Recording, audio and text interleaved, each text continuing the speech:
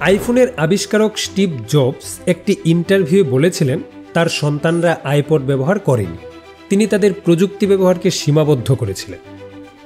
মাইক্রোসফটের প্রতিষ্ঠাতা Bill Gates, ফেসবুকের সিইও জাকারবার্গ তারাও তাদের সন্তানদের ফোন ব্যবহার সীমাবদ্ধ করেছিলেন। ইলন মাস্ক খুবই কম সময় ফোন ব্যবহার করেন বলে জানিয়েছেন।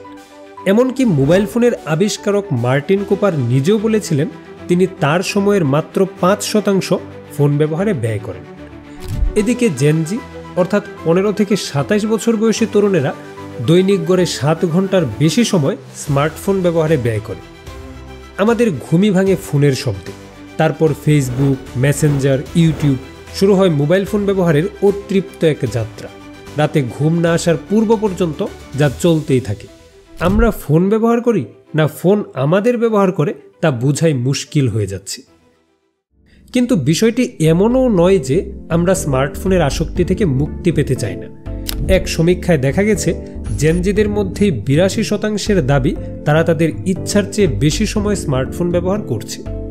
অর্থাৎ কোনো এক অদৃশ্য শক্তি আমাদের স্মার্টফোন ব্যবহার করতে বাধ্য করছে, যার কারণে আমরা ক্ষতির বিষয়টি জেনেও স্মার্টফোনের নেশা কাটিয়ে উঠতে পারছি না। আর এখানেই সফল মানুষ আর আমাদের মধ্যে পার্থক্যটা তৈরি হচ্ছে। যেখানে তারা নিজেদের উন্নতিতে ফোন ব্যবহার করে, সেখানে ফোনই আমাদের নিয়ন্ত্রণ করছে। যেখানে তাদের স্ক্রিন টাইম শূন্যের কাছাকাছি, সেখানে আমাদের স্ক্রিন টাইম। যা হোক, সফল হতে চাইলে আমাদেরও স্মার্টফোনের নেশা থেকে মুক্তি পেতে হবে। তো চলুন জেনে নেওয়া যাক কিভাবে স্মার্টফোনের নেশা থেকে মুক্তি পাওয়া যায়। স্মার্টফোনের আসক্তি থেকে মুক্তি পাওয়ার পূর্বে এটা ভালো করে বোঝা উচিত যে কেন স্মার্টফোনের আসক্তি থেকে মুক্তি পেতে হবে, এটি আমাদের কি কি ক্ষতি করছে। এসব বিষয়ে জানলে স্মার্টফোনের অতিরিক্ত ব্যবহার বন্ধ করার জন্য একটি শক্তিশালী তাগিদ অনুভূত হবে। স্মার্টফোনের ক্ষতিকর প্রভাব সম্পর্কে জানতে দর্শক এই ভিডিওটি দেখতে পারেন, লিংক আই বাটন ও ডেসক্রিপশন বক্সে দেওয়া আছে। তারপর ভালোভাবে নিজের দিকে মনোযোগ দিতে হবে। ট্রিগার বা প্রলোভনগুলিকে চিহ্নিত করতে হবে, অর্থাৎ কোন পরিস্থিতিতে বা কোন অনুভূতিতে ফোন চালাতে ইচ্ছে করে তা জানতে হবে। উদাহরণস্বরূপ, কাজ না থাকলে অলস সময় কাটাতে অনেকেই ফোন হাতে নেয়। বিনোদনের অন্য কোনো অপশন না থাকায় বিনোদনের আশায় অনেকে ফোন তুলে নেয়। বিরক্ত লাগলে, মন খারাপ থাকলে, একাকিত্ব অনুভূত হলে ফোন চালাতে ইচ্ছে করে। অর্থাৎ অন্য কোনো কিছুর অভাব আমাদের স্মার্টফোনের দিকে ঝুঁকতে বাধ্য করে। যদি এই সমস্যাগুলো সমাধান হয়ে যায় তবে স্ক্রিন টাইম কমতে বাধ্য। এক্ষেত্রে স্মার্টফোনের আসক্তি থেকে মুক্তি পাওয়ার চেয়ে অন্য সমস্যাগুলো সমাধান করতে হবে। যেমন অলসভাবে সময় না কাটিয়ে নিজেকে ব্যস্ত রাখতে হবে। মেডিটেশন করলে বা সৃজনশীল কোনো কাজে যুক্ত থাকলে তুলনামূলক ব্যস্ত সময় কাটানো যায়। বিনোদনের জন্য কেবল মোবাইল ফোনের উপর নির্ভর না করে অনেক অপশন রাখতে হবে। বই পড়া, বন্ধুদের সাথে আড্ডা দেওয়া, পরিবারের সাথে সময় কাটানো ইত্যাদি কিছু অপশন হতে পারে। সবচেয়ে ভালো হয় প্রকৃতিকে উপভোগ করা শেখা। প্রকৃতি আমাদের নির্মল আনন্দ দেওয়ার পাশাপাশি শিক্ষা দেয়, বাস্তব জীবনে যা অত্যন্ত কার্যকরী। অন্যদিকে মোবাইল ফোনের সস্তা বিনোদন কোনো কাজে তো আসেই না, বরং আমাদের মানসিক অবক্ষয় ঘটায়। আর সবকিছু বুঝার পরেও যদি ফোনের নেশা কাটানো না যায়, কেবল তবেই কিছু কৌশলের মাধ্যমে ধীরে ধীরে নেশা থেকে মুক্তি পেতে হয়। এবার চলুন সেই কৌশলসমূহ জেনে নিই। বিখ্যাত লেখক, শিক্ষক ও জনপ্রিয় বক্তা ক্যাল নিউপোর্ট ফেসবুক, টুইটার ইত্যাদি সোশ্যাল মিডিয়া ব্যবহার করেন না। তিনি তার ডিপ ওয়ার্ক গ্রন্থে বলেছেন, clarity about what matters provides clarity about what does not. অর্থাৎ যা সত্যিই গুরুত্বপূর্ণ তা জানা থাকলে অপ্রয়োজনীয় জিনিসকে না বলা সহজ হয়। মোবাইল ফোন ব্যবহারের ক্ষেত্রেও উক্তিটি সঠিক। আমাদের ফোনের কিছু অ্যাপ গুরুত্বপূর্ণ, কিছু অপ্রয়োজনীয়। অপ্রয়োজনীয় অ্যাপের মাধ্যমে সময় নষ্ট করা সফলতার পথে অন্তরায়, তাই এগুলো রাখার কোনো মানেই হয় না। অপ্রয়োজনীয় অ্যাপ সরিয়ে রাখা তথা আনইনস্টল করাই সমীচীন। গুরুত্বপূর্ণ অ্যাপগুলোর পেছনে কিছুটা সময় ব্যয় করা দরকার, কিন্তু অতিরিক্ত সময় ব্যয় করা অদরকারি, কেবলই সময় নষ্ট। তাই অ্যাপ ব্যবহার নিয়ন্ত্রণ করা উচিত। আইফোনের স্ক্রিন টাইম বা অ্যান্ড্রয়েডের ডিজিটাল ওয়েলবিং দিয়ে কোন অ্যাপে কতক্ষণ সময় ব্যয় হচ্ছে তা মনিটর করা যায়। যদি সময় নষ্ট হয় তবে টাইমার ব্যবহারের মাধ্যমে তা নিয়ন্ত্রণ করাই যুক্তিযুক্ত। ভালো হয় কেবল নির্দিষ্ট সময়েই অ্যাপ ব্যবহার করা, বাকি সময় বন্ধ রাখা।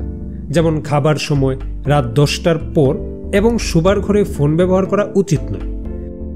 সপ্তাহে বা মাসে একদিন সম্পূর্ণ অফলাইনে থাকা উচিত। এতে অন্যান্য বিষয়েও আনন্দ খোঁজার প্রবণতা তৈরি হয়। স্মার্টফোন অভ্যাসে পরিণত হয় না। মনোবিজ্ঞানের ভাষায় একে ডিজিটাল ডিটক্স বলে। খুবই গুরুত্বপূর্ণ অ্যাপের নোটিফিকেশন ব্যতীত সব ধরনের নোটিফিকেশন বন্ধ রাখা উচিত। এতে ইচ্ছার বিরুদ্ধে ফোন মনোযোগ আকর্ষণ করতে পারে না। অন্য কোনো কাজ করার মাঝখানে ফোনে ডুব দেওয়ার সম্ভাবনা নষ্ট হয়। প্রযুক্তি প্রতিষ্ঠানগুলোর ফাঁদ থেকে বাঁচা যায়।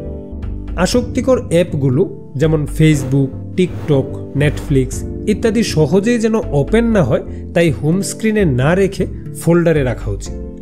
বারবার লগ ইন করে ব্যবহার করা উচিত।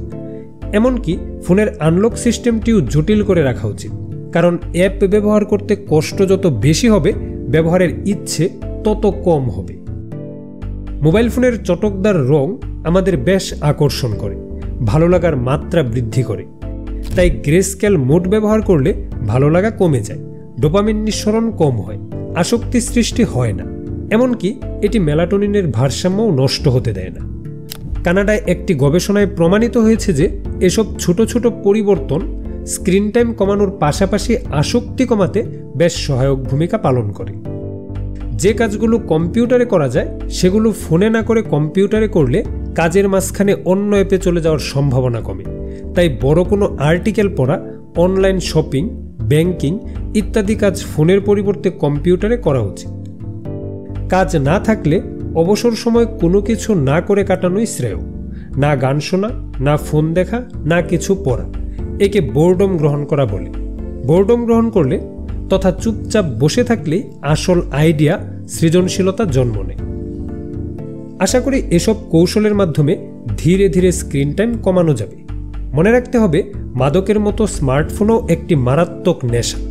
ফলে হঠাৎ করে স্মার্টফোন ব্যবহার বন্ধ করে দিলে উইথড্রয়াল সিমটম যেমন অস্থিরতা ও উদ্বেগ, মনোযোগের ঘাটতি, বিষণ্ণতা, ঘুমের সমস্যা, কোনো কিছু মিস হয়ে যাচ্ছে এরূপ অনুভূতির সৃষ্টি হতে পারে। তাই নিজের অগ্রগতি ট্র্যাক করতে হবে। প্রতিদিন কতক্ষণ ফোন ব্যবহার করছেন তার একটা হিসাব রাখুন। প্রতি সপ্তাহে লক্ষ্য করুন আপনি আগের সপ্তাহের তুলনায় দৈনিক ফোন ব্যবহারের সময় 10% কমাতে পেরেছেন কিনা। প্রয়োজন পড়লে অন্যের সাহায্য নিন। যদি তাতেও কাজ না হয় তবে অবশ্যই মানসিক স্বাস্থ্য বিশেষজ্ঞ বা কাউন্সিলরের সাহায্য নিতে হবে। কোনো মতেই বিষয়টিকে সাধারণ ভাবা যাবে না। যদি সাধারণই হতো তবে ভারতে স্মার্টফোন আসক্তি কমাতে ডি এডিকশন সেন্টার চালু হতো না।